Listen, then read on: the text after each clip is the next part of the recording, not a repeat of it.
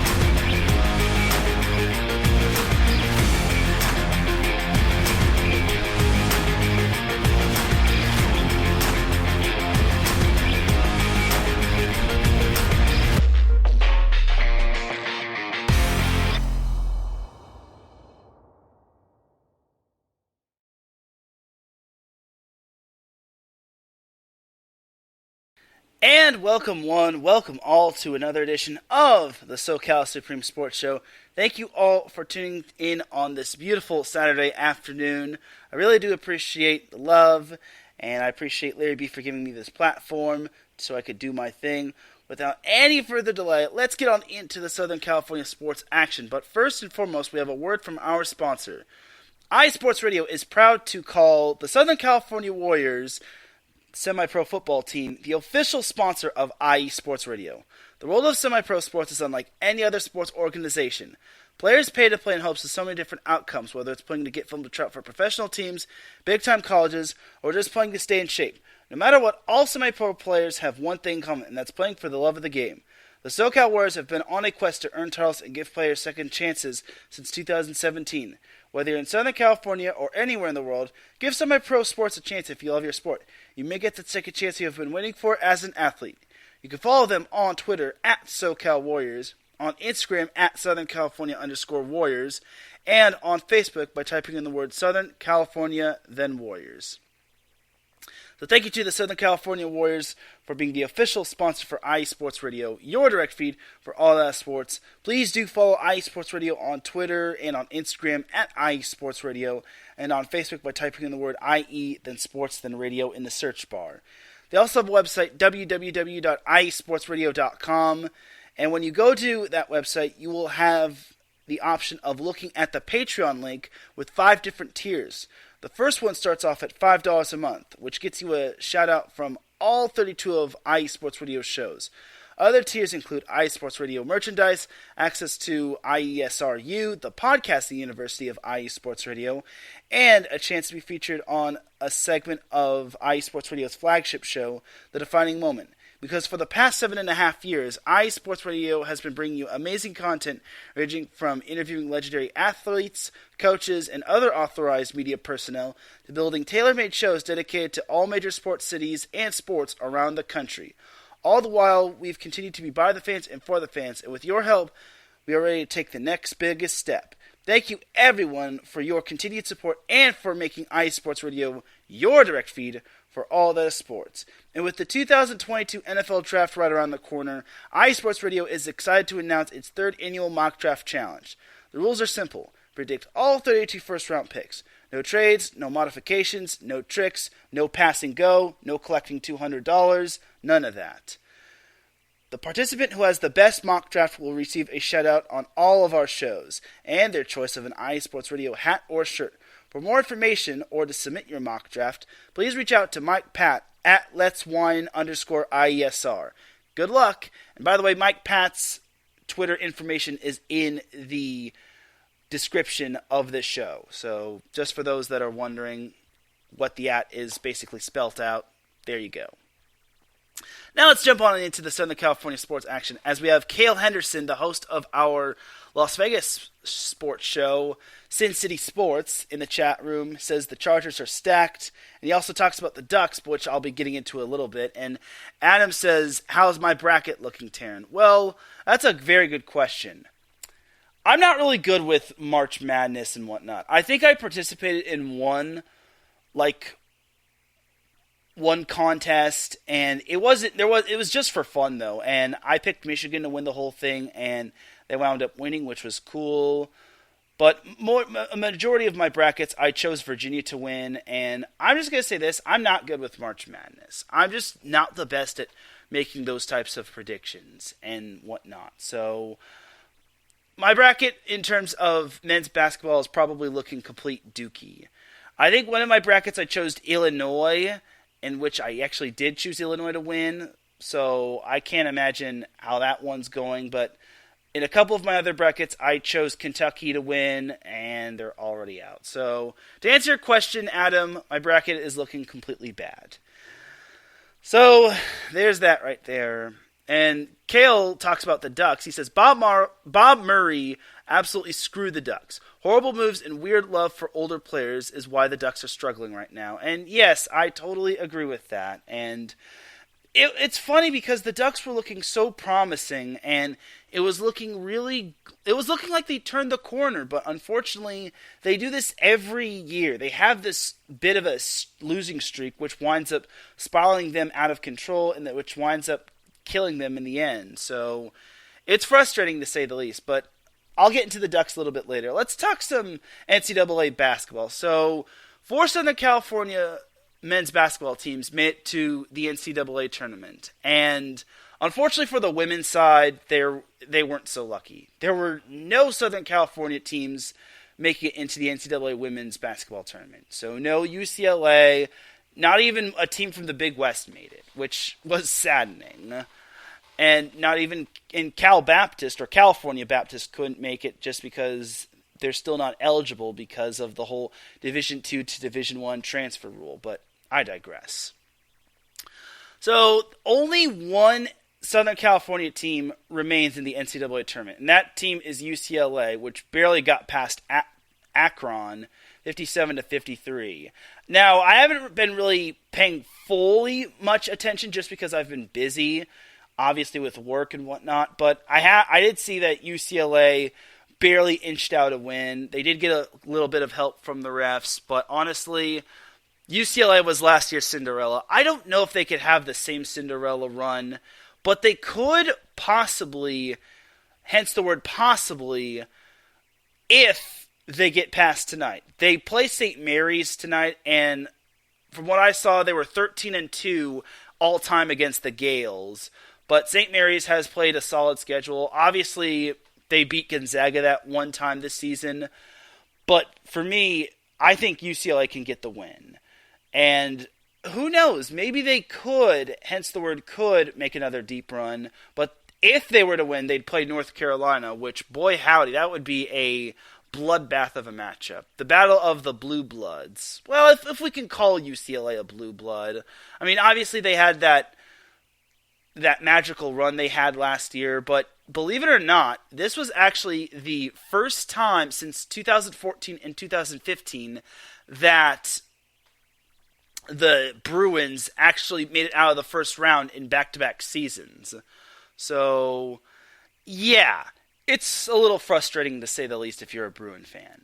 Now, what about the other Southern California teams? So let's just go by the matchups chronologically. So San Diego State played Memphis in the early cap game, and they wound up losing in overtime by 3, which, well, San Diego State just didn't have that fantastic season. Like, it wasn't like last year, but it wasn't.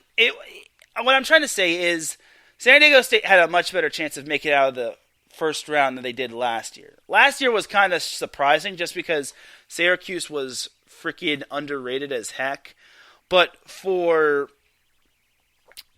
San Diego State to get bounced in the first round, it's kind of interesting, if you ask me. I mean, they were a 9 seed, and most people probably chose Memphis just because they play in a strong conference, whereas the Mountain West Conference had 0 teams advancing out of the first round, which is kind of funny. It kind of makes the pain a little bit more numbing if you're a San Diego State fan. And this matchup actually happened on Thursday. Actually, they lost to Creighton, but Creighton, on the other hand, I got Memphis and Creighton mixed up because of their uniforms. But Creighton plays in a very tough conference in the Big East. But you could also say the same for Memphis. But enough about Memphis. Creighton plays in a very tough conference. The Big East is always stacked. It's kind of like the little brother when it comes to Power 5 conferences. But they're always impressive in men's basketball. So Creighton getting the win over San Diego State isn't ultimately surprising. I just thought that the Aztecs had a much better shot considering San Diego State was an 8 seed and Creighton was a 9 seed. But for the second straight year, Creighton defeats a Southern California team in the first round. Last year, the Blue Jays took down UC Santa Barbara, the representative from the Big West Conference. And now this year, Creighton takes down San Diego State, which is a bummer. This was on Thursday, so unfortunately, the Aztec season came to an end. They were the runners-up of the Big West, or not the Big West, the Mountain West Championship, where they wound up losing a heartbreaker to Boise State 53-52. So, yeah. So jumping on over to Friday, we had USC taking on Miami. Everyone was picking Miami to win this one just because USC had a couple of injuries that they had, and Miami played in the competitive conference that was the ACC. Turns out that conference paid dividends for the Hurricanes as they wound up edging out USC 68-66 on a pair of late free throws. I gotta give it up to USC. They were down 11 at halftime, and they were just playing like complete donkey do.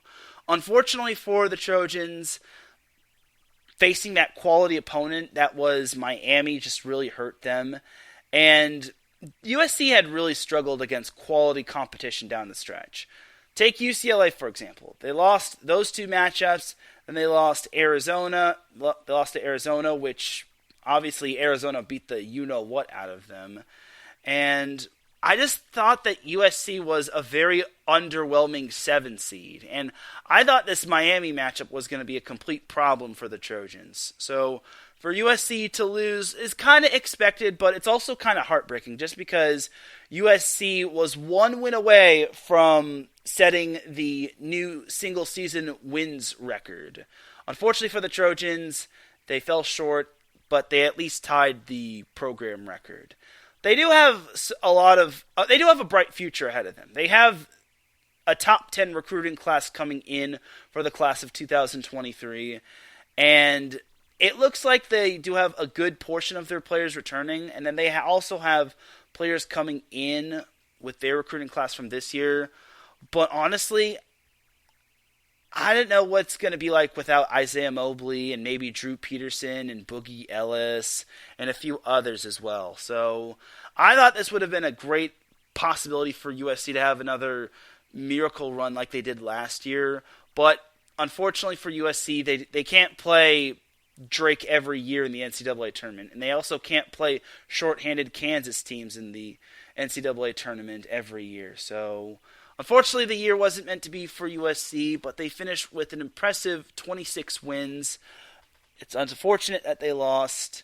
I was a little surprised to see only 3 Pac-12 teams make it into the tournament. Arizona, the conference champion of the tournament, UCLA, the runner-up, and the second-place team, and then USC. Colorado didn't even get in, and they had to play in the NIT, which, surprisingly, they were stunned in the first round. But this isn't about Colorado. This is about Southern California. Anyway, closing out the Southern California teams in the first round was Duke versus Cal State Fullerton, and we kind of figured that this matchup was kind of not going to go the way of Fullerton, as Duke kind of beat the brakes off them 78-61. Yeah, it was kind of expected right there, but the good news is for Fullerton is that they covered. Okay, I'm really supposed to give them sympathy. So, funny story about Fullerton. So, last week, or in the Big West Conference Championship, I kind of FaceTimed my brother just because we were both watching it, and we can't watch it just because our TV provider just wouldn't let us. Thanks, Sling TV, but I digress. So I FaceTimed him the game, and it was just back and forth between Cal State Fullerton and Long Beach State in the Big West Conference. Keep in mind, Fullerton is my brother's alma mater, while Long Beach State is my alma mater. And Cal State Fullerton edged out Long Beach State 72-71. And it was really heartbreaking for me just because Long Beach State, they were having such a phenomenal season. And for them to lose in the biggest match of the season to their rival, mind you, is very heartbreaking. And it sucks that Long Beach State lost in the first round, but, you got to come up big when it truly matters.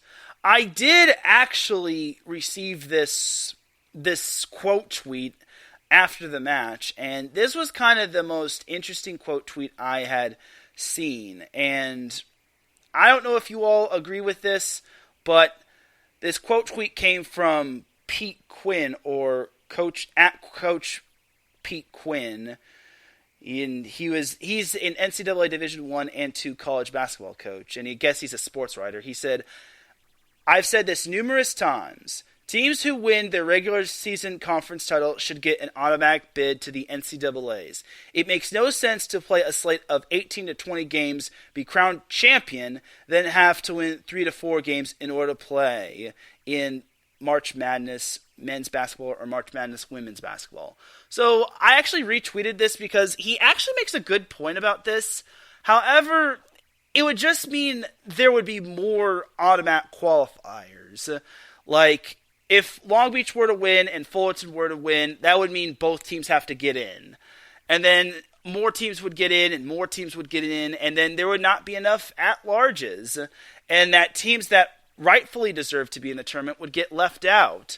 Like, say, maybe a Notre Dame or something along those lines. Like, the first 4, like, heck, probably USC probably wouldn't have even made it if we had that rule.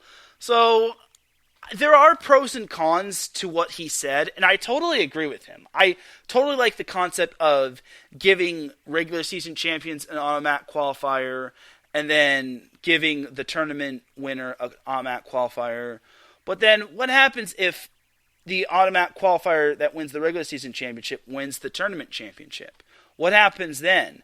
Would that increase their seeding, or would that just mean no big deal? Would that just basically mean that the other team that was like the runner-up just failed to get in just because the rules stated that if you win the regular season championship or you win the conference tournament championship, you get in? So, yeah. And I guess Adam actually has some breaking news, but I'll get into that a little bit later. But anyway, so I'm not going to get into the NITs. No offense to the teams that made the NITs from Southern California. It's great that you made the NIT, but do people really want to hear about the NIT? Not quite. So UCLA is the lone survivor of the Southern California teams that made it to the round of 32. Like I said, they'll play St. Mary's, which is going to be a great battle. It's the battle of Northern California versus Southern California, and I'm already licking my lips for that matchup. And if UCLA makes it out of the round of 32, they will get a nice little date with North Carolina. And boy howdy, I cannot wait for that North Carolina matchup. But in order to get to North Carolina, they got to get past St. Mary's, and St. Mary's has had themselves a great year. So there's that. Now let's jump on into the NFL as Adam Karnick has some breaking news as he says Matt Stafford just got paid 4 years, $160 million. So this is just breaking news to me. So thanks, Adam, for breaking that news and basically just giving me something more to talk about. So 4 years and $160 million. Keep in mind, Matt Stafford Matt Stafford helped the Rams win the NFC West. They helped them win the NFC Championship, and they wound up winning the big one, the Super Bowl. And this was actually first reported by Ian Rappaport as 14 minutes ago, they were closing in on a contract extension, which is quite nice. And honestly, that he deserves it. Like 4 years, $160 million. That's just absolutely bonkers, man. And the Rams just added another weapon to their receiver core, and that was Allen Robinson, which obviously he did not have a great year in Chicago. Adam, I'm sorry to say this, but honestly, I hope he blossoms well with the Rams, just because he will be joining Cooper Kupp, Van Jefferson, Robert Woods, who will probably be back from his ACL surgery. Now, this kind of makes me wonder what the Rams are going to do without OBJ. Like, if this kind of has signs pointing to the fact that Odell Beckham Jr. could be on his way out, and I'd hate for the Rams to have to let him go, but you look at it's like having a bunch of kids. Like, how is that going to work? How are you going to keep Van Jefferson, Cooper Kupp, Robert Woods, and Allen Robinson happy?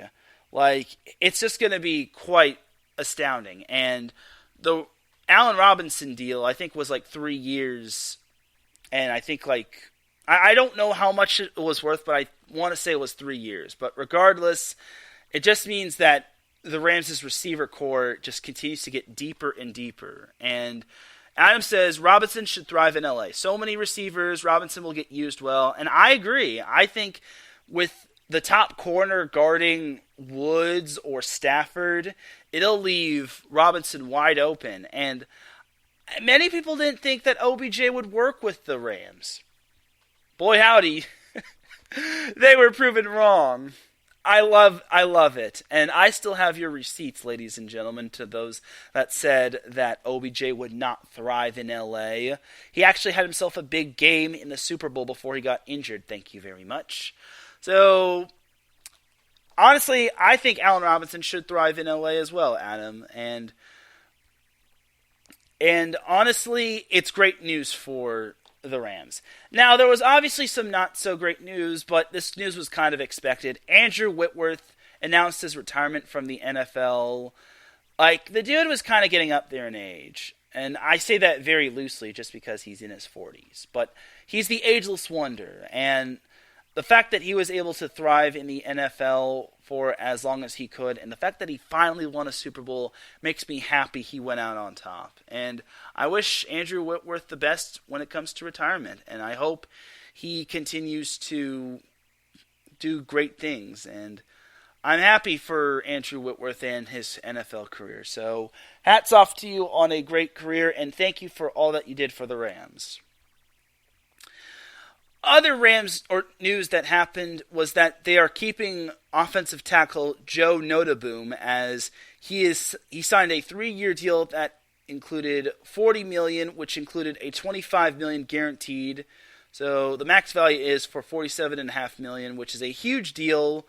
And in addition, Notaboom also played left tackle when Andrew Whitworth was out with injury. So honestly, that's actually good considering. That's really good considering they need to protect their quarterback. They need to protect Matt Stafford to make sure he doesn't get his jersey dirty and he doesn't get sacked by those big boys like Nick Bosa and all those other pass rushers. So honestly, good for the Rams for locking up their offensive tackle.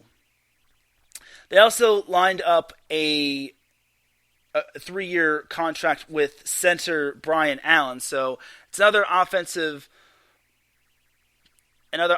lineman getting paid and getting a contract extension.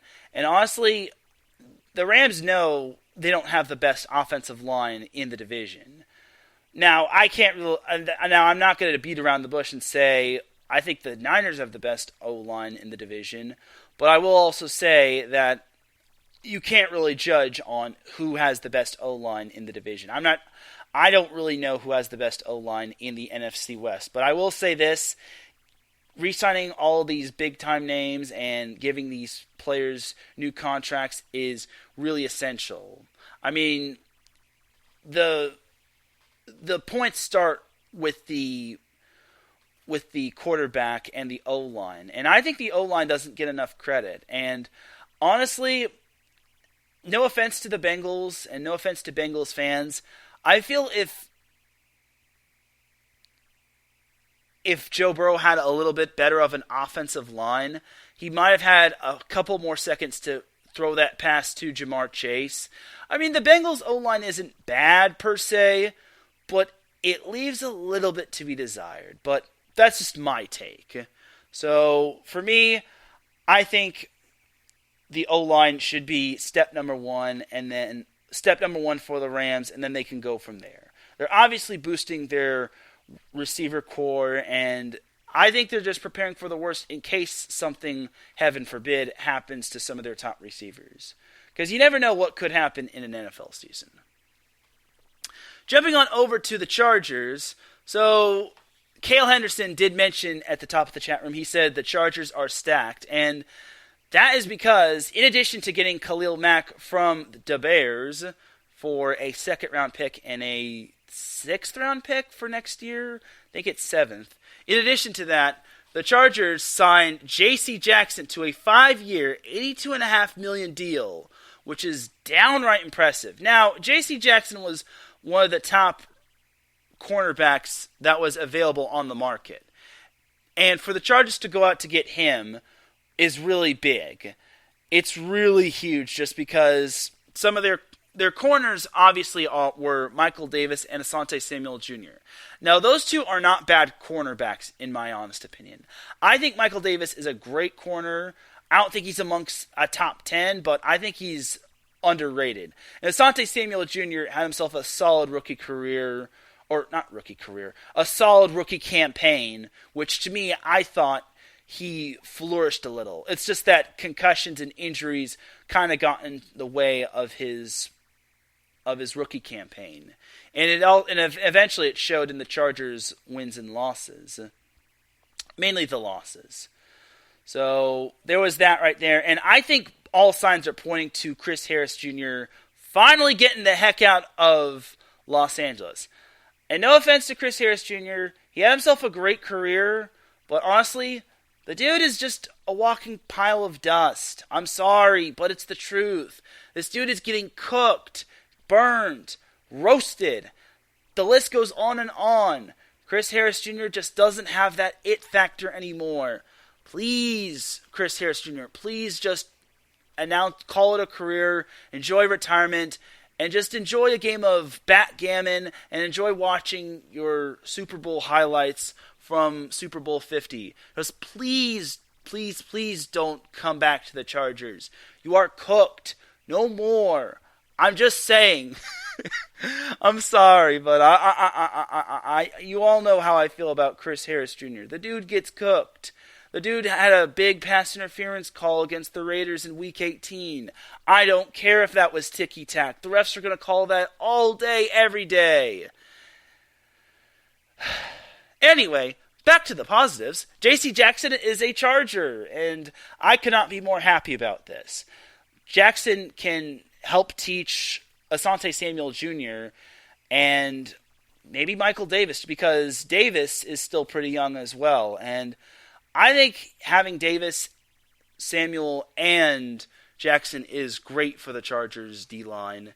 And it also means that the Chargers might not have to draft a corner in the draft. Now, obviously, the Chargers were probably thinking of drafting Sauce Gardner the cornerback from Cincinnati. But honestly, now that J.C. Jackson is a Charger, I don't think that will be needed. And honestly, I don't know if Gardner is going to fall right into the lap of the Chargers. I mean, unless, of course, the Chargers trade to get another first rounder. But honestly, I don't think that's happening.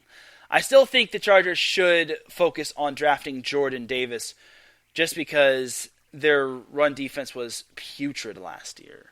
So there's that right there. Jumping on over to more Chargers news, like I said last week, they re-signed Mike Williams and they acquired Khalil Mack. They also acquired Sebastian Joseph Day from the LA Rams on a three-year, $24 million deal, which I think that was also a big steal right there. And getting Sebastian Joseph Day is pretty impressive if you ask me. He doesn't have to go far. He knows the LA area. And honestly, I think it's pretty cheap if you ask me. 3 years, $24 million. Considering they spent $82.5 million on a 5-year deal for J.C. Jackson, I think that's quite the bargain if you ask me. So good for the Chargers for getting Sebastian Joseph Day. Now the big question is, will SJD wear number 69? We'll see. And yes, I had to bring up number 69. So, also for the Chargers in their signing news, they also signed Austin Johnson on a 2-year, $14 million deal. He's a defensive tackle. I think that's also another good deal. Austin Johnson is very underrated. He now gets to flourish with a team not named the New York Football Giants, and I think it helps the Chargers out in terms of their defensive line. I think that they can benefit from that. So the Chargers are addressing their biggest issue, the defense. It was not that good. The run defense was also bad, very bad, as it was pretty much bottom 5. And the defense as a whole was nowhere near as good as it was in the past. And even in the past, the defense left a lot to be desired. So while the Chargers did get quite a bit of big-name players, they did also have to let go of a few guys, or couple guys did sign elsewhere, such as one of my favorite players on the Chargers, Uchenna Nwosu. He signed a deal with the Seahawks, which I thought made me very sad. I was thinking that the Chargers could keep Uchenna, but unfortunately, with all their big signings, they just could not find another way to keep Uchenna Nwosu, and I was very sad. But I know Uchenna Nwosu is going to do big things. One of my favorite plays from Uchenna Nwosu, the former USC Trojan, which hence why he's my favorite player, is that he had that strip sack on Lamar Jackson in the wild card round back in 2019? Yeah, 2019. And that pretty much was what clinched the game for the Chargers. And it was just a great memory. And I also remember his interception against Patrick Mahomes on Thursday Night Football. And I'm really going to miss Uchenna Nwosu. I'm really not going to lie. It really is going to suck. And what's worse is that the Seahawks are going to play the Chargers this year. So I wish you the best, Uchenna Nwosu. Don't be a stranger out there.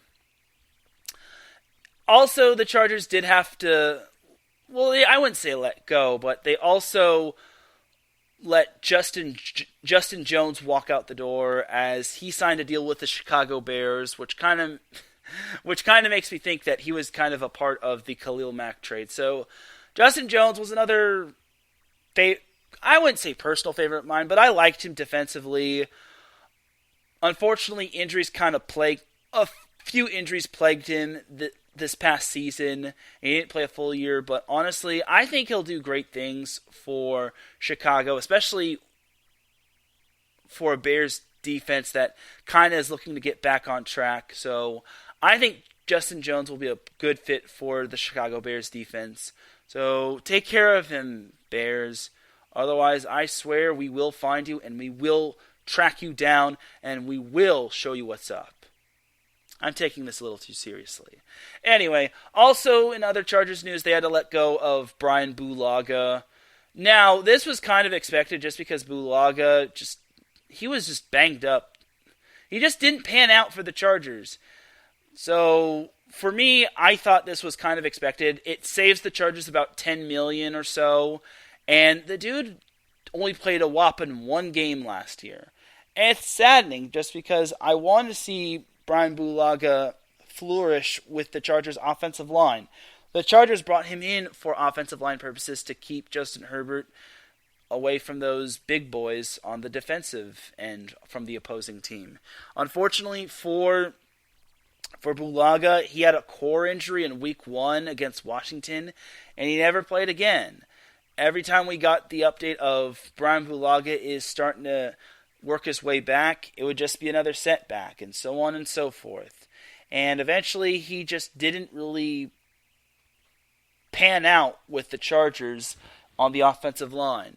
But I'm sure he'll find his way back. I'm sure maybe once he has a change of scenery, he'll be back to possibly, hence the word possibly, do well with his new team. But I wish Brian Bulaga the best, and I hope that Bulaga does make an impact with someone going forward.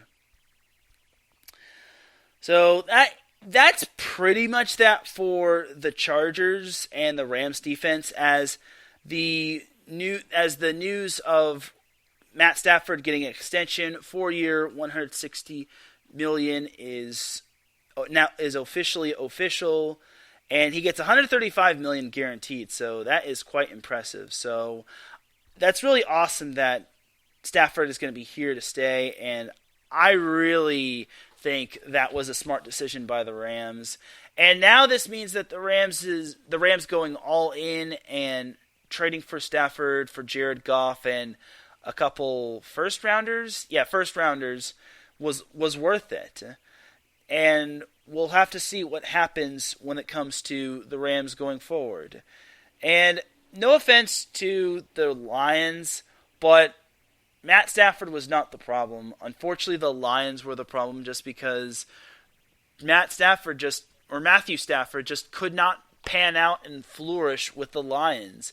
Even when he had Megatron, it just didn't work out for him. Now that Stafford has a new change of scenery, now that he has new management, new team, new everything, I think the sky's the limit for Matt Stafford. Now, I'm not saying that Matt Stafford's going to win not 1, not 2, not 3, not 4, not 5, not even 6 Super Bowls.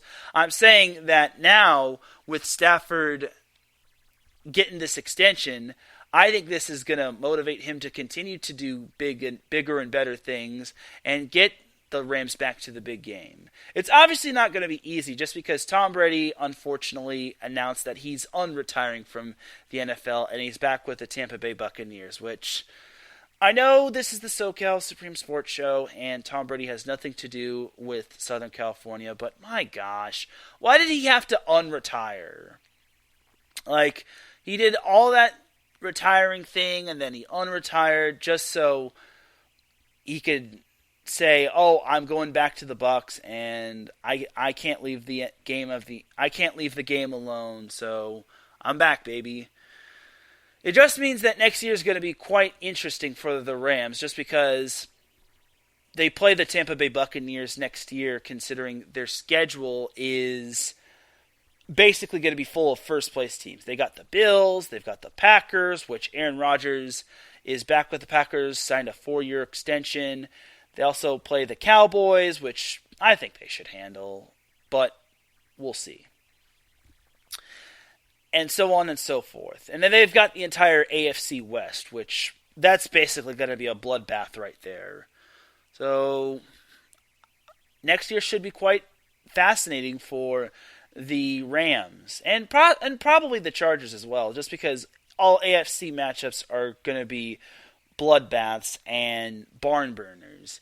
And I even saw that AFC West matchups should be on pay-per-view, and that's pretty funny right there, on pay-per-view. Oh, we'll see. We shall see what happens in the NFL going forward. But that's going to do it for the NFL news as of right now. Let's jump on over to the NHL, just because Kale and Adam were talking about the Ducks, and Kale mentions, not to mention the Ducks are wasting the prime years of their elite goalie, Jonathan Gibson. He is super legit and he needs help. And Adam says the Ducks should trade Gibson and rebuild. I would hope to God they don't trade Jonathan Gibson. If he does, I will cry like a schoolgirl. I will actually be so sad if that happens. But honestly, I really am frustrated with the Ducks. I'm really angry with the Ducks. And Kale says that I don't know if they have a choice. And I hope it doesn't come down to that. But if it does, then so be it. And Adam, I guess, jumping back to the NCAA portion of this, Adam says, NCAA Tournament. People are always going to complain about how the field is built. In general, I like the process. I like the process too. Like, if they want conference tournaments to be the automatic qualifier, then so be it. Because if people don't want a conference tournament, then why are we having it? Why don't we just have every conference just vote for no conference tournament and just say whoever finishes first gets the automatic qualifier? It's not like NCAA volleyball or NCAA women's volleyball where you basically get if certain conferences don't have a tournament, whereas other conferences do. So there's that right there. But jumping back to the NHL, so the Kings and the Ducks are heading in different directions. The Kings they're still doing great, and they're actually doing great things, and they are still number 2 in the Pacific Division, which is good for the Kings, even though they are trailing the Vegas Golden Knights 1-0 with less than 2 minutes to go in the first quarter. But for the Kings, they're continuing their solid year, which is good.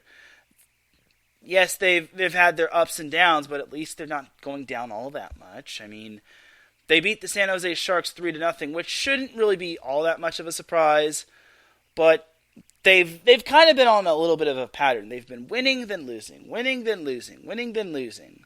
Prior to the Sharks' win, the Kings lost to the Avalanche 3-0. Prior to the Avalanche's loss, the Kings beat the Panthers 3-2 in a shootout, and prior to the Panthers' win, they lost to the Sharks 5-0. And then they also lost to the Sharks in overtime prior to that loss, 4-3. So they kind of started this pattern ever since the Kings beat the Panthers, which I think is an impressive victory if I do say so myself. Just because the Panthers are the best team in the Eastern Conference. So the fact that they were able to pull off that win is rather impressive. I'm not going to lie. Colorado is the best team in the entire NHL as they have a conference leading 44 wins, and not a whole lot of teams are going to be catching up to Colorado in terms of the Western Conference. The closest team to Colorado is Calgary, which is leading the Pacific Division and has a whopping 37 wins. The Kings have 34 wins, which is quite nice, and they have a grand total of 76 points. Calgary has 82 points, but it's still possible that the Kings could catch Calgary. Colorado has 93 points, and honestly, it'd be a miracle if Colorado were to find their way out of their way of the Central Division, let alone the Western Conference. So good for the Kings. They are still in second place. It would be great if they were to beat the Golden Knights, just because the Golden Knights are 6 points back of the Kings, and should the Knights win, they would draw closer and closer to the Kings. But, Rome wasn't built in a day, and we can't expect too much from the Kings, just because I don't think a whole lot of people had high expectations for the Kings going into this season. They do have some talent, though, so we'll see. After the Kings play the Golden Knights, their next matchup is Tuesday back at the Crypto.com arena. I'm still getting used to saying that. Against the Nashville Predators. Then on Thursday, the Kings are still home against the Chicago Blackhawks. Then on Saturday, or next Saturday and the following Monday, the Kings have a 2-game home slate against the Seattle Kraken. So they're going to have a 4-game homestand against the Predators, the Blackhawks, and the Kraken. And honestly, this is their chance to get some wins. Now, the Predators are going to be their stiffest competition. That's because Nashville is rather good. But against Chicago and Seattle, that's basically fresh meat right there for the Kings. I'm not saying that's going to be a fully guaranteed win, just because you never know with the NHL. But all signs are pointing to the Kings winning those games. And that could help the Kings make up some ground in terms of wins and losses, as the Golden Knights are on a power play, which is no bueno, as the first quarter draws to an end. So we'll see if the Kings can continue to do their thing. And now for the Ducks. I don't know what's going on with the Ducks. I'm really starting to lose my patience with this team. Ever since they beat the Sharks in that shootout where they won shorthanded without Ryan Getzlaf and Jonathan Gibson, they haven't won a game ever since. Matter of fact, they wound up... They've been lucky to salvage a point in 2 of their 6 losses, as they managed to salvage a point against the New Jersey Devils and the New York Rangers. Other than that, they have lost 6 in a row. They got stomped on by the Panthers 3-0.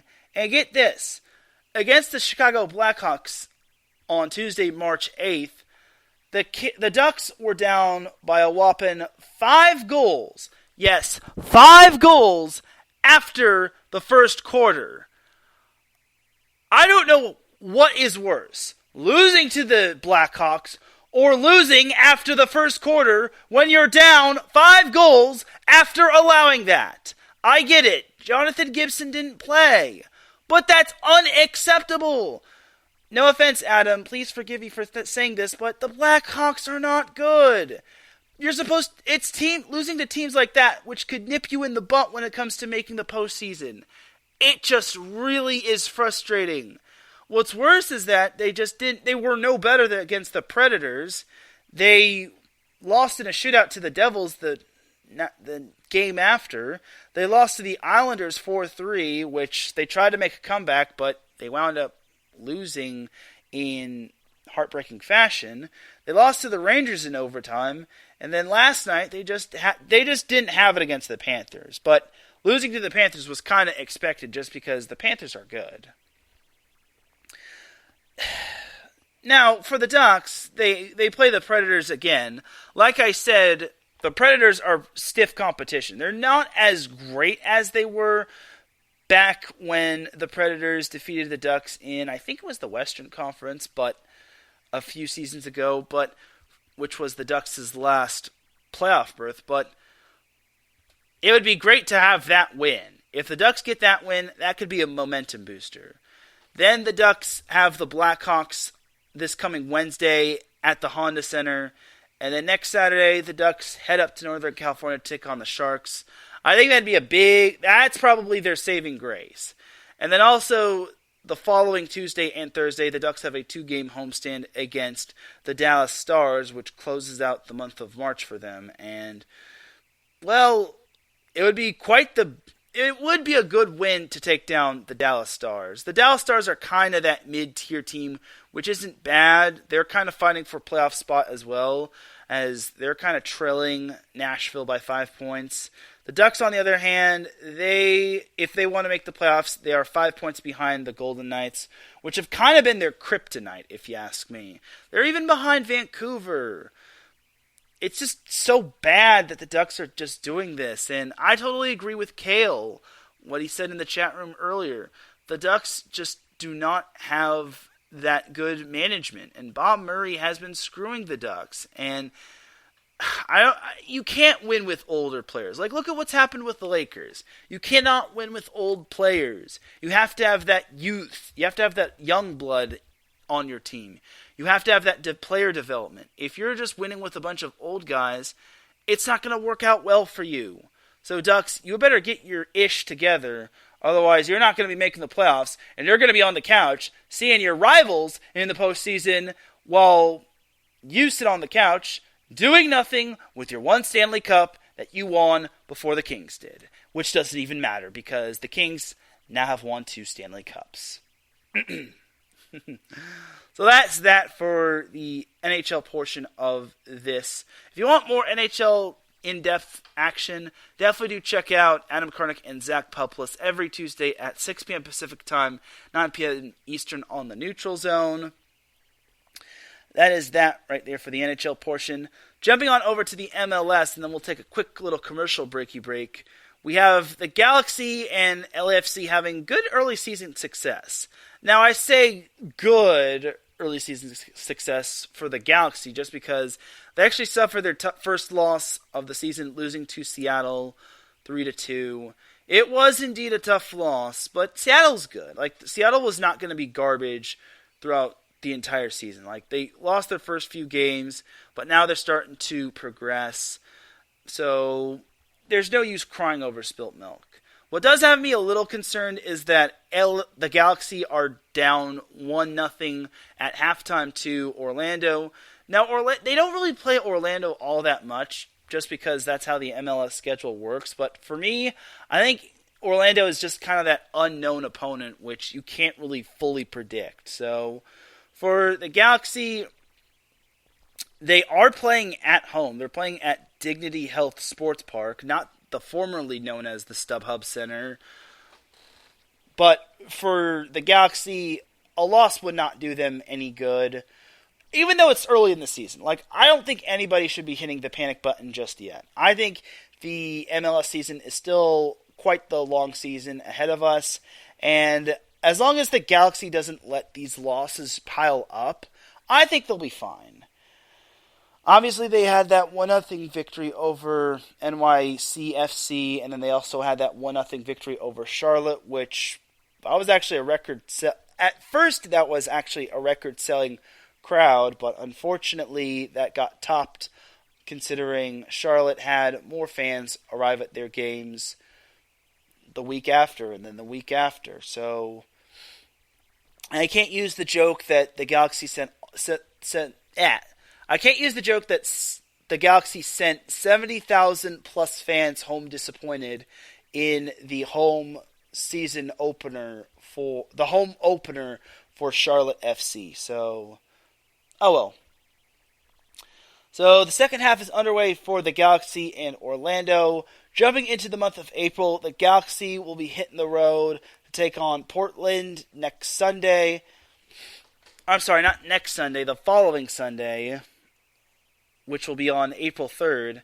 Then the Galaxy and LAFC will have their first El Tráfico of the season on Saturday, April 9th.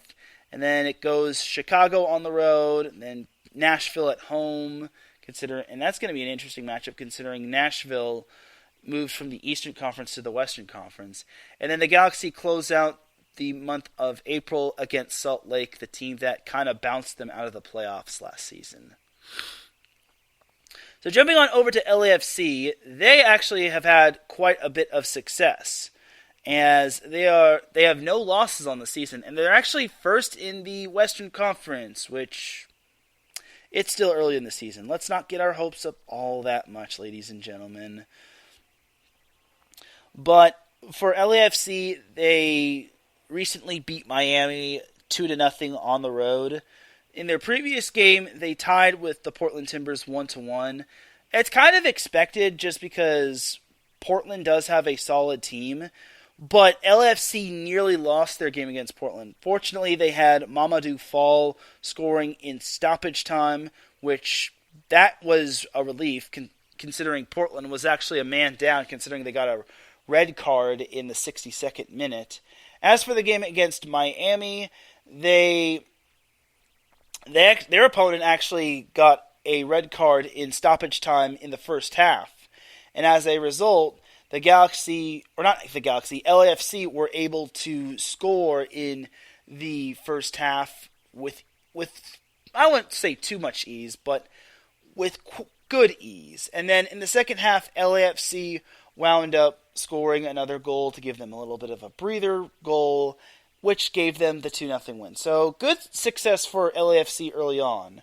Tomorrow they take on Vancouver, the Vancouver Whitecaps, which will be held at the Bank of California Stadium, which will close out the month of March. So for LAFC, it is looking good, but like I said, the MLS season is just getting started. We're only 4 matches into the season, and a lot can happen in these 4 matches. Or not a lot can happen in these 4 matches. A lot can happen throughout the span of the MLS season. There's plenty of season left. They've got 4 games in April, 6 games in May, 3 games in June, 5 games in July, 6 games in August, 4 games in September, and 2 games in October to close out the season. So after the month of March, they jump into a matchup with Orlando on the road. Not this upcoming Saturday, but the following Saturday on March 2nd. And then, as I just mentioned, with the Galaxy, LAFC plays the Galaxy in El Tráfico. Then LAFC has a barn burner matchup against Sporting KC, which I think that's going to be a great matchup. That's kind of going to be a true test for LAFC. They kind of got their first true test against Portland, but now they're going to get another big test against Kansas City. And then they have Cincinnati, which is basically going to be LA versus Ohio. If you get that reference, good for you. And then also it'll be Cincinnati versus Los Angeles Part 2, except it won't be as big as the Super Bowl. But regardless, it is going to be quite big for LAFC just because they'll finally get to see what Cincinnati is all about. So far, Cincinnati is having a solid season. They're 2-2, 2 wins, 2 losses. But we can't overreact altogether because it's still early. We're only 4 matches in, so there's that. All right, that's going to do it for the MLS portion of the show. Let's take ourselves a quick little commercial break. When we come back, we'll talk some NBA action. And then we have the Dum Dum of the Week award recipient to give out. And we've got other Southern California sports talk to talk about. So you're listening to the SoCal Supreme Sports Show here on IE Sports Radio, your direct feed for all that sports. We'll be right back after this.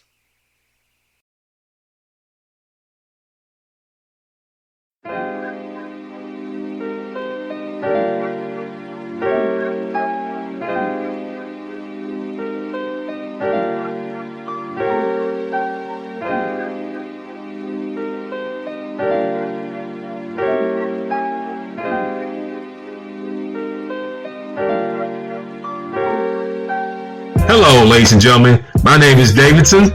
It's your boy, Notorious Lava. And we are the hosts of Fast Break here on IE Sports Radio, where we discuss everything in the world of basketball from prep to the pros. You guys should definitely check us out, man. Sunday, 8 p.m. Eastern, 5 p.m. Pacific. We got all the basketball information you guys need, so we look forward to you guys listening in. And please do, because we are the best basketball show on this side of the Mississippi. And please do check us out on Twitter at FastBreakISR. D-Lock, where's our time again?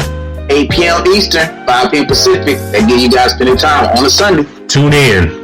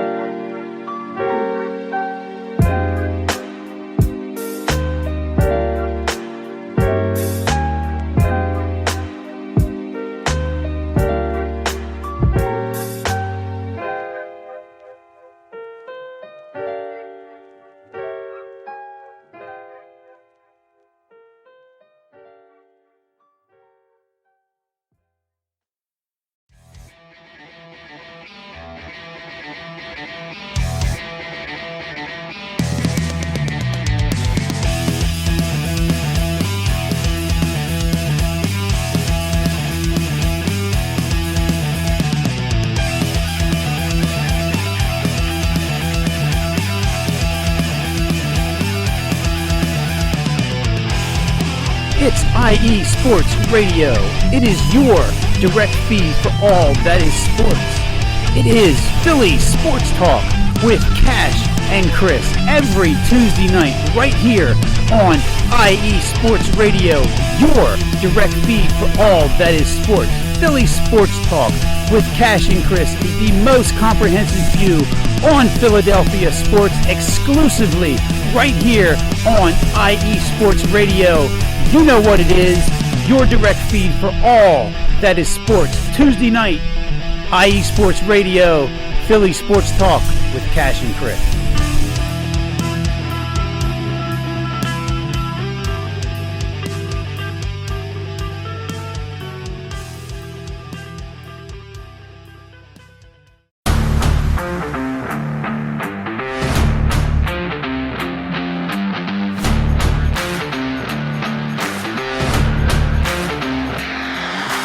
What's good, fight fans? It's your boy, Marcus Los Great, here to give you what you want, here to give you what you need.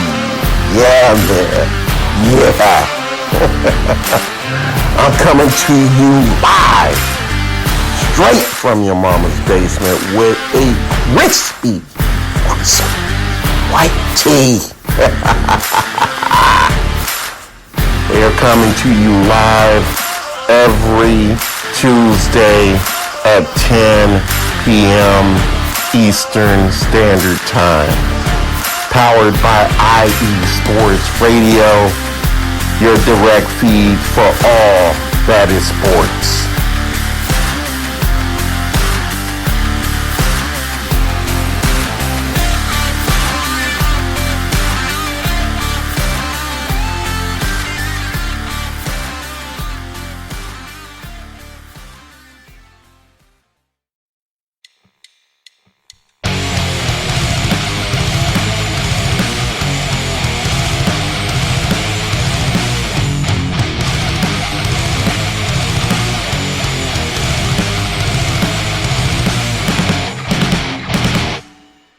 College football, and do you want to hear a college football show dedicated to all that is college football, including junior college and the CCCAA and the NJCAA, the NAIA, and the NCAA, including Division III, Division II, Division I AA in the FCS, and Division I A in the FBS? Well then, look no further. Join myself, Larry B., and my colleagues, Mr. H-Town Blake Henley, and Mr. Christian Espinoza, each week during the college football season for the latest in college football on 3 and Out College Edition, right here on IE Sports Radio, your direct feed for all that is sports.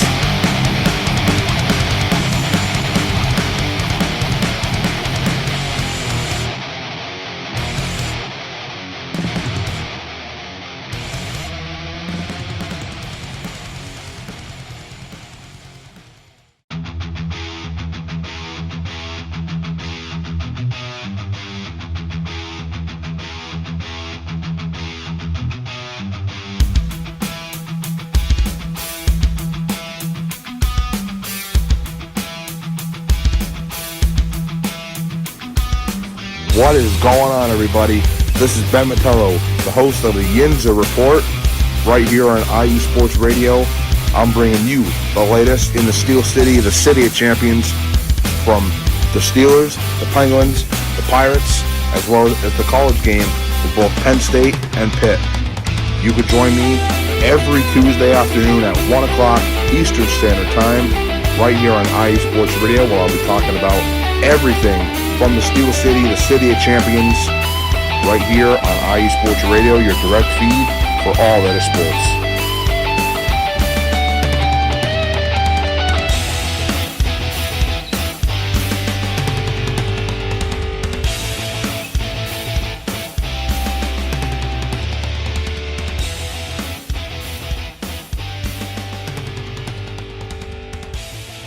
And welcome back to the second half of the SoCal Supreme Sports Show.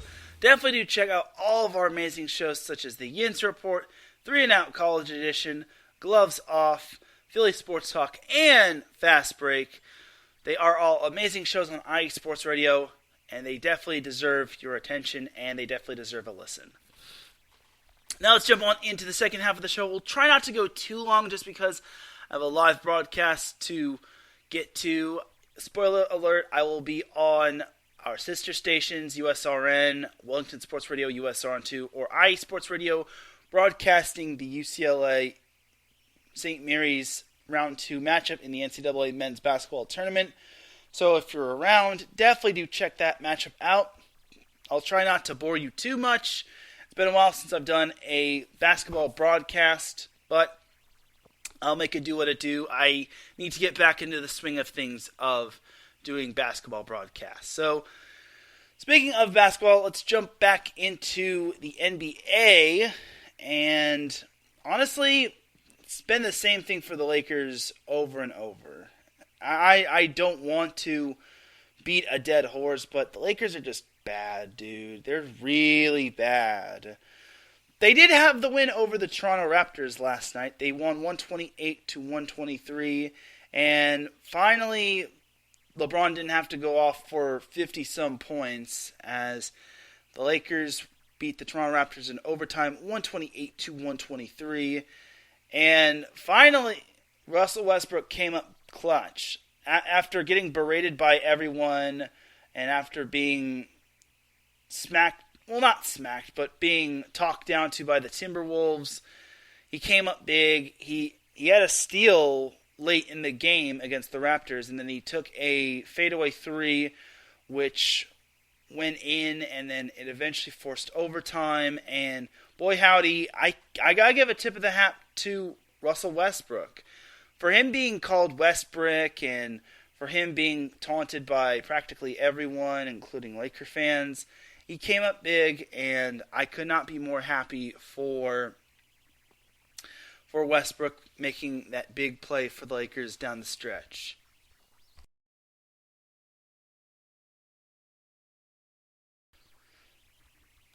So for the Lakers' other games this past week, they were kind of something to forget about. Ever since the Lakers defeated the Wizards last Friday, they lost to the Phoenix Suns in horrible fashion, losing 140-111.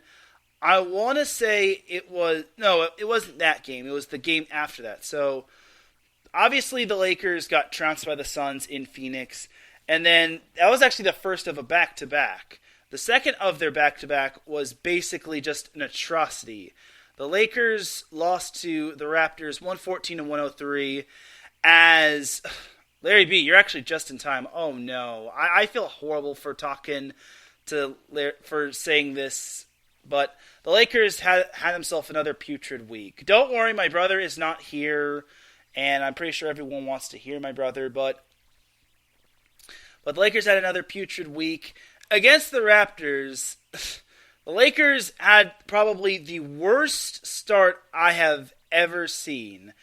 I want to say they were down by like 19 early on, and oh my gosh, I think they only had like 2 points to start off, but it was just an ugly game, and the final score doesn't do it justice. The final score basically just is so misguiding. The Lakers were down by as many as 21-2, and they were 0 for like a million when it came to the first quarter.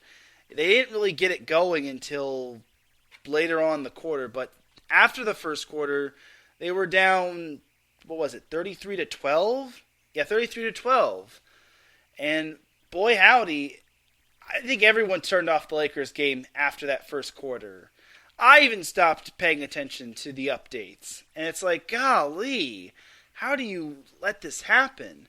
And what was worse was the Minnesota Timberwolves game where they allowed Karl Anthony Towns to go off for 30 points, which wound up seeing the Lakers lose to the Timberwolves 124-104, which eventually that's where Russell Westbrook was getting berated, and he basically made a comment. He made a comment about the Minnesota Timberwolves, saying that the Timberwolves haven't done anything in 20 years. Now, he's kind of right about that, but, you can't really say that considering the Lakers are having such a putrid year. I get you're trying to look at the glass half full, but instead you're making it worse by stirring the drink. And I'm sorry, Russell Westbrook, but it wasn't wise for him to say that. So obviously the Lakers defense has been absolutely putrid, absolutely horrible. Like, it's literally the equivalent of wet cardboard, if you ask me. But honestly, they have, like I said earlier, the Lakers have a bunch of old guys. It's kind of like the Ducks. Their management loves the old guys, which aren't producing, and it's just not good. And the Lakers are no exception, which is very sad. And this is just one of those seasons where the Lakers are probably going to have to tank the rest of the year. And especially after that performance against the Raptors in the first quarter. That was hideous. So the Lakers tonight have the Washington Wizards in the nation's capital. And then on Monday, the Lakers head on down to LeBron James's stomping grounds in Cleveland. And then the Lakers next Wednesday face the Sixers. And they've got a crucial game against the Pelicans coming up. Not this Sunday, but the following Sunday. And then, like my brother mentioned last week, the Lakers are facing contenders or on-the-bubble teams, minus the Wizards, of course. As they've got the Jazz, the Mavericks, the Sixers. Like I mentioned, the Pelicans are a bubble team, which have hopes of making the playoffs. The Cavs are doing much better. And then they've got the Pelicans again to start the month of April.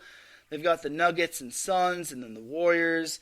And then their only real gimme game outside of the Wizards is the Thunder. But other than that, the Lakers are facing a big gauntlet ahead of them. And funny thing is, the Lakers are fighting for their, I guess, playoff lives. They're still 3.5 ahead of San Antonio, but they're only one game ahead of the Pelicans. And this is why that Pelicans matchup is going to be such a big matchup, because if the Lakers do lose that matchup against New Orleans, then the two would most likely switch spots. And the last time the Lakers and Pelicans faced one another, the Pelicans laid the wood all over the Lakers. So I'm really getting scared for the Lakers, not going to lie.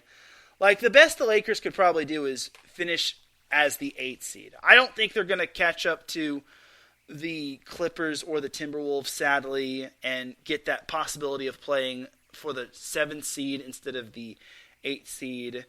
As it looks like the Lakers are probably going to, if they were to make the playoffs as the 8th seed, they'd probably get the Suns first round if everything stands ground. But it's looking like the Suns are pretty much going to lock up that 1 seed. They're 9 games ahead of Memphis. But back to the Lakers, if they were to get that 8th seed, then they'd get a first-round matchup against the Suns, which we all know what happened last year. If AD returns, then we'll see what happens. But the dude has been made of glass throughout this entire season. I'm sorry to say, but it really is the truth. So it's just one of those years where Laker fans are just hoping the Lakers can just end their season, just get the pain over with, man. It's like watching a horror movie.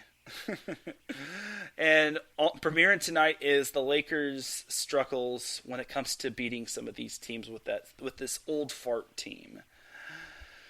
Jumping on over to the Clippers, they've kind of been struggling as well. They have lost their last 3 games. Last night they got stomped on by the Jazz 121-92. Funny enough, the Lakers always seem to beat the Jazz, but we're talking about the Clippers now.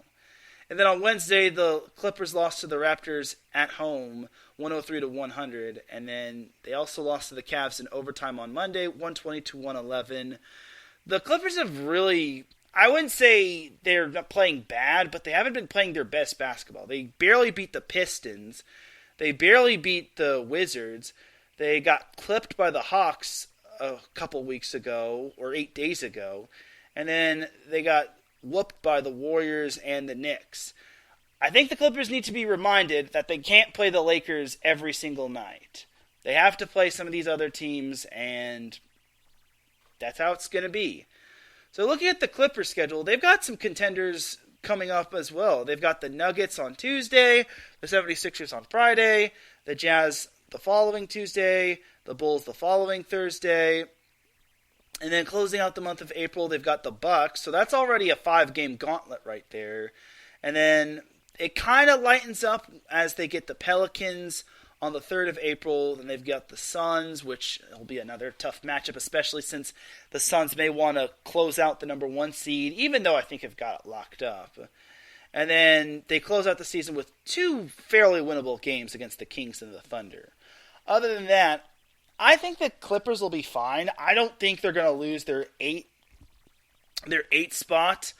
Like, worst case scenario, they'll probably play the Lakers for a win or go home spot. And if that's the case, then the Clippers have had the Lakers number for quite a bit. It's really funny just because Tyronn Lue was a former Laker, and then unfortunately for Lakers fans, he's had the answer to the Clippers, or he's had an answer to the Lakers every single time. And it's really funny, honestly. So my question is, was Doc Rivers really the problem for the Clippers, or was it just team personnel? I don't know. It's food for thought, honestly. I'd hate to throw Doc Rivers under the bus, but Tyronn Lue speaks high volumes of how the Clippers have improved. I mean, they got to the conference finals for the first time in its team's history. I don't know. And this was without Kawhi Leonard, even though Kawhi kind of made his impact prior to his injury, but I digress. So we'll see what happens with the Clippers.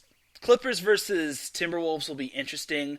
If the Clippers were to get a first-round matchup against the Grizzlies, I'd be interested to see how that goes, just because the Grizzlies have been drastically improved. And then you also kind of have to watch out for the Warriors as well. Like, they could, hence the word could, jump the Grizzlies. They're only a half game behind the Grizzlies in the Western Conference standings. And it's only a matter of time before their entire big three, which Draymond, Steph, and Clay, get back to full strength together. Like, obviously Clay is back, but Draymond's missed quite a bit of games. Curry is now out. And then James Wiseman has kind of had a little bit of a setback as he has swelling in his knee. So we'll have to see. Well, that's going to do it for the NBA portion. The struggle bus has been real for the Clippers and the Lakers. Clippers have not seen Kawhi Leonard at all this season. We don't even know if he's going to play. And then we don't know when Paul George is getting back, but it's just been tough sledding so far. And then the Lakers have just been an absolute atrocity.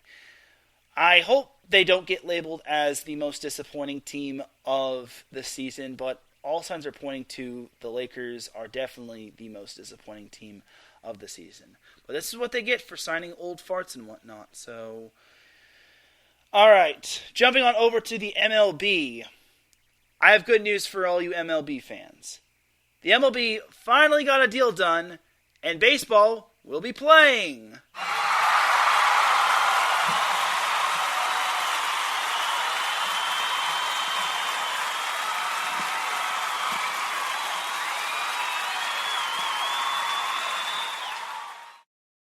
Yes, I am not kidding. The MLB finally got a deal done, and I am happy as can be. Matter of fact, I feel like playing the applause button yet again.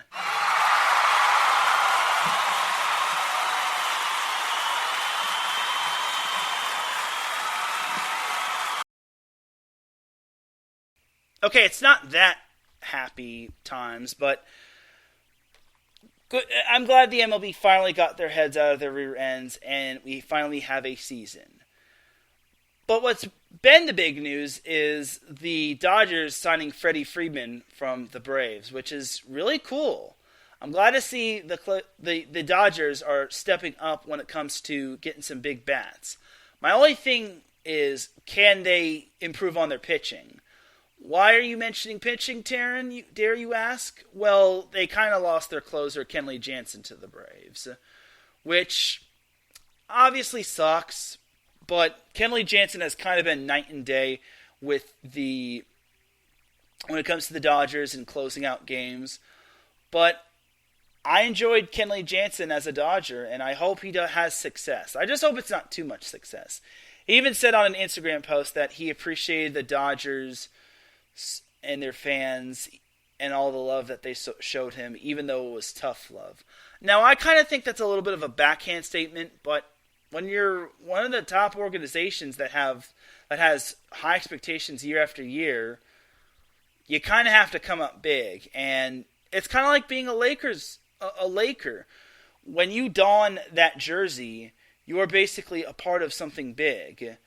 Now, my thing is, I think one of the Braves players called Kenley Jansen's ring a Mickey Mouse ring back when the Dodgers won the MLB or the World Series back in 2020.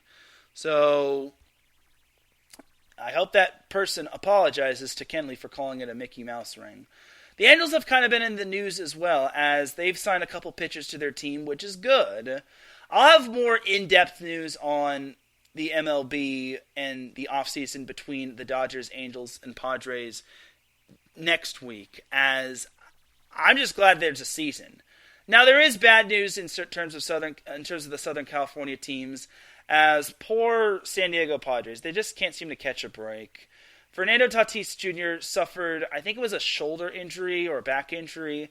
It was some sort of injury that's going to have him sidelined for about 3 months, which that's a tough blow considering Fernando Tatis Jr. has been kind of their golden child. So for the Padres, this is kind of another blow to them, and I hope Tatis Jr. gets better.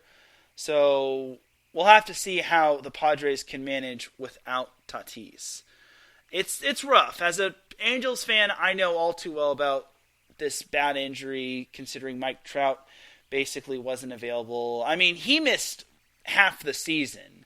This is a little bit different. So for me, I hope San Diego and the Padres can come together and find a way to overcome this. But it's looking like the San Diego curse might be real. For the Padres, at least. But I just hope it's not too serious. But for Fernando Tatis Jr., it's a big blow, losing him to injury, and for the Padres. So we'll have to see what happens. So once again, I'll have more MLB in-depth news. But for right now, that's going to do it for pretty much all the sports. But before we go, we have the Dum Dum of the Week award recipient to give out. So the Dum Dum of the Week award can go to anybody in the world. It can go to anybody that does something dumb or something ludicrous. Nobody is safe from the Dum Dum of the Week award, including myself. I've gotten the Dum Dum of the Week award a couple times as well. So I have an honorable mention Dum Dum of the Week I have to give out. And I hate giving this out to this person just because this isn't all his fault, and actually it's not. No, I'm not going to give it to the person. I'm going to give it to whoever thought it was a good idea to screw this poor man. So I hate to bring up volleyball because this isn't set point, but last week I attended the Irvine Valley Orange Coast College men's volleyball match at Irvine Valley College. So when it came to this matchup, obviously I was looking forward to this matchup, and I always look forward to high-level volleyball. And it wasn't the match that rubbed me the wrong way. It was before the match that happened. Obviously, there is a Star-Spangled Banner, the Star-Spangled Banner that plays before every matchup, before the lineups are said. But unfortunately, and this isn't the fault of the PA announcer, he didn't have the sound system or the iPod or anything of that sort, so he could not play the Star-Spangled Banner. He announced over the mic, he said, unfortunately, our sound system is with our men's basketball team, and our men's basketball team is away, and we don't have a Star-Spangled Banner. So he basically just said the words, Amen. And that kind of rubbed the crowd the wrong way. And first of all, I would like to know this. Why don't you just play the Star-Spangled Banner on your phone? Why don't you just utilize something? As a PA announcer, I kind of have to utilize things as well. And I know you kind of risk getting a call from somebody but you got to utilize it in some sort of way. You got to have a Star-Spangled Banner. I don't care. You're a college facility. You're teaching everybody about history and freedom and whatnot. You can't just say we don't have the sound system, meaning we don't have Star-Spangled Banner. Please be seated. It just does not. It's not a good look. And he doesn't get the Dum Dum of the Week award. Whoever took the sound system or whoever didn't supply this poor PA announcer with a backup plan, you are you are the mini Dum Dum of the Week award. I'm not going to give the organization of Irvine Valley College the Dum Dum of the Week award. I'm not going to give the PA announcer the Dum Dum of the Week award. I'm just saying that whoever took the sound system or whoever didn't plan out a possible backup plan for this poor PA announcer who just wanted to play the Star-Spangled Banner, you are the mini Dum Dum of the Week award recipient. But that is that for the mini Dum Dum of the Week award recipient. Now let's go to the actual Dum Dum of the Week award recipient.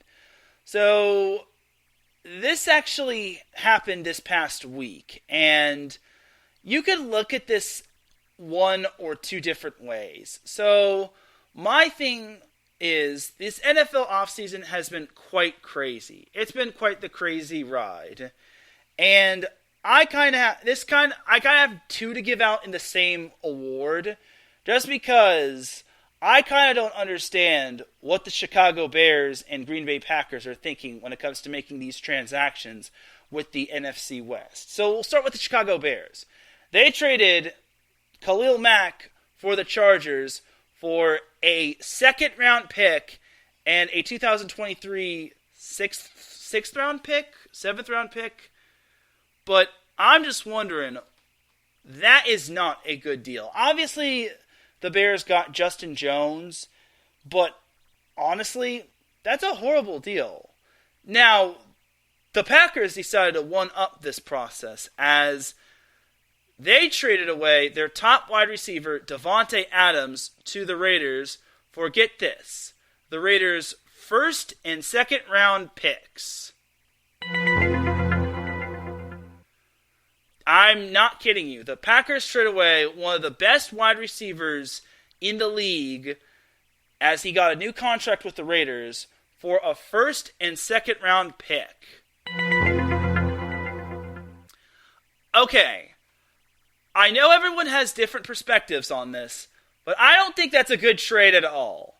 First of all, you're getting a first and second round pick. First of all, the Raiders picks are not that great.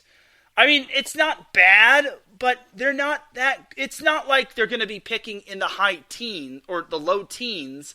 They're picking in the 20s with that first round pick, and their second round pick is basically going to be in the 50s.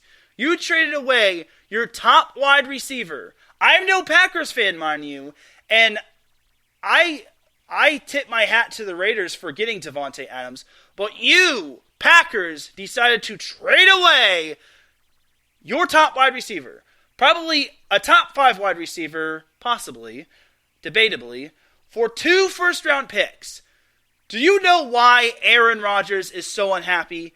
Because of things like this. Now, Aaron Rodgers, I heard, did have the say in this. I heard he had the green light. I heard he basically said, it's all right, just trade Davante Adams. But you are trading away Aaron Rodgers' favorite target. What are you doing? The Packers as a whole are the most disorganized franchise I have seen. Yes, they always do good year in, year out, but what do they have to show for it in the postseason? Collapse after collapse after collapse after collapse. 1 seed this past postseason. Wound up losing in the second round, the divisional round, to the Niners. Previous season, wound up losing to Tom Brady, even though they were at Lambeau Field and they were the number 1 seed. I don't want to hear any more excuses about the Packers. And what's worse is that they signed Aaron Rodgers to a 4-year, I think it was like 100-some, maybe $200 million deal. I don't care. Aaron Rodgers is still around for the Packers for 4 more years.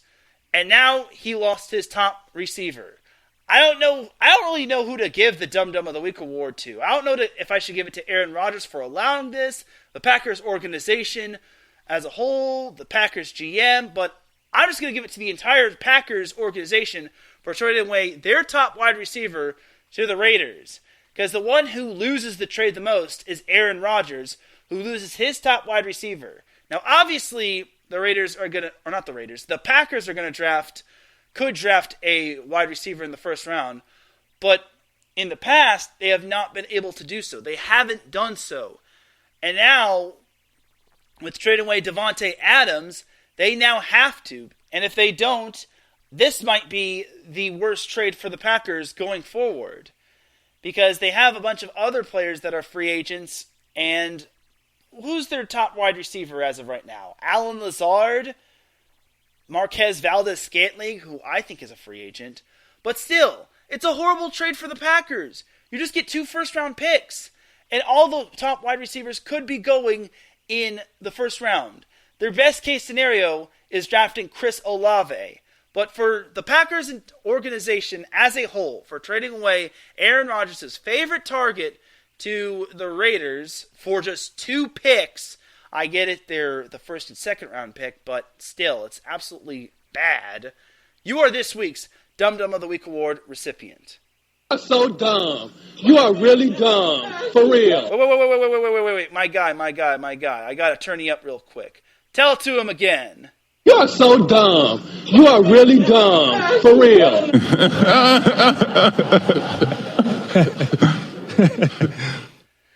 And that, my friends, is all she wrote. Top wide receiver in the NFL, and you traded him for a first round pick and a second round pick. Are the Packers the most disorganized franchise as of right now? Perhaps. But I feel bad for Aaron Rodgers because he's the true loser of this Davante Adams trade. But on that note, that is going to do it for the Dum Dum of the Week award segment, and that is going to do it for this week's episode of the SoCal Supreme Sports Show. It is that time, ladies and gentlemen. It's time for me to get on out of here, because I got a broadcast to prepare for on our sister stations. You dig? Thank you everyone for tuning in to the SoCal Supreme Sports Show. I really do appreciate you all tuning in. If you listen live, I appreciate you. If you listen on the playback, I appreciate you. If you listen at any point of the show, I appreciate you. If you listen at any time, any place, anywhere, I appreciate you. Big shout out to the chat room, Adam Arnick and Cale Henderson for keeping me company, and for Larry D for popping in. Thank you to Larry D for all that he does with IE Sports Radio, as well as for everyone that gets this platform. We truly do appreciate all your hard work. For everyone here at IE Sports Radio, this is Teran Rodriguez signing off. Have yourselves a great rest of the weekend. I will see you all on the other side, probably tomorrow for Set Point. I probably plan to do Set Point tomorrow just because I've got a busy Monday ahead of me. Got another busy week in general, so SoCal Supreme Sports Show will probably be on maybe next Saturday. We'll have to play it by ear, but until then, you'll have yourselves a great weekend. And all just got to remember, SoCal is for SoCal. Peace!